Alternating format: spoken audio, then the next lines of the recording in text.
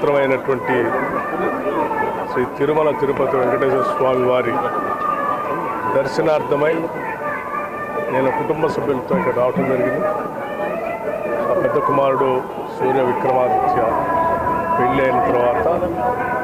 స్వామివారి ఆశీస్సులు తీసుకోవటం కోసం, అలాగే కొద్ది రోజుల్లోనే తెలంగాణ రాష్ట్ర ప్రభుత్వం తరఫు నుంచి శాసనసభలో బడ్జెట్ ప్రవేశపెట్టబోతా ఉన్నాం. బడ్జెట్కి సంబంధించి కానీ తెలంగాణ రాష్ట్రానికి సంబంధించినంత వరకు ఆర్థిక, సామాజిక, రాజకీయ అభివృద్ధితో పాటు తెలంగాణ రాష్ట్రం ప్రపంచంతో పోటీపడే స్థాయిలో అభివృద్ధి చెందాలని, దానికి కావలసిన వనరులన్నీ కూడా సమకూరాలని, తెలంగాణ రాష్ట్రం మేము 2047 విజన్ డాక్యుమెంట్ ఏ రకంగా అయితే ముందు తీసుకుంటున్నామో ఆ స్థాయిలో అభివృద్ధి జరగడానికి కావలసినటువంటి